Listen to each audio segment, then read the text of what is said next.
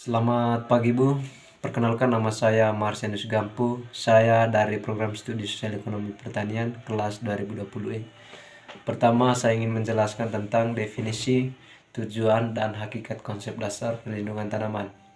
Definisi perlindungan tanaman. Perlindungan tanaman merupakan usaha untuk melindungi tanaman dari ancaman atau gangguan yang dapat merusak, merugikan, atau mengganggu proses hidupnya tanaman yang normal sejak pratanam sampai pasca tanam. Yang kedua, tujuan perlindungan tanaman. Tujuan perlindungan tanaman supaya proses pertumbuhan dan perkembangan tanaman bisa berlangsung secara normal sehingga menghasilkan produksi yang baik kuantitas maupun kualitas. Yang berikutnya, hakikat konsep dasar perlindungan tanaman. Konsep dasar perlindungan tanaman yaitu bagaimana kita mampu mengidentifikasi terhadap organisme pengganggu tanaman yang dapat merusak, mengganggu kehidupan, atau dapat menyebabkan kematian pada tanaman. Yang kedua, analisis pentingnya perlindungan tanaman dari organisme, yaitu supaya kita mampu untuk mengenali OPT yang bersifat merusak, mengganggu, atau mematikan tanaman, dan kerusakan yang ditimbulkan oleh setiap jenis OPT secara dini, yang kemudian mencari langkah preventif dalam mengendalikan hama dan penyakit pada tanaman. Langkah-langkah tersebut seperti penerapan sistem kultur teknis, biologis, dan kimia. Yang ketiga, identifikasi hama dan penyakit pada tanaman, perkebunan, hortikultura, dan pangan. Yang pertama, tanaman perkebunan. Tanaman coklat. Ada berapa jenis hama dan penyakit pada tanaman kakao? Yang pertama, hama ulat kilan, ulat matahari, kutu putih, dan penggerak buah dan penyakit, busuk buah, jamur upas, dan kanker batang kakao. Dari keempat jenis hama dan 3 jenis penyakit tersebut, tentu masing-masing memiliki karakter yang berbeda dari sistem penyerangan.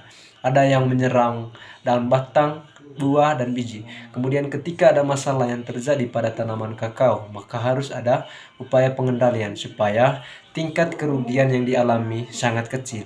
Ada beberapa upaya pengendalian ketika tanaman kakao terserang hama dan penyakit, seperti melakukan pemangkasan buah, ranting, dan melakukan penyemprotan insektisida sesuai yang dianjurkan. Yang kedua, tanaman hortikultura. Saya ambil contoh tanaman tomat.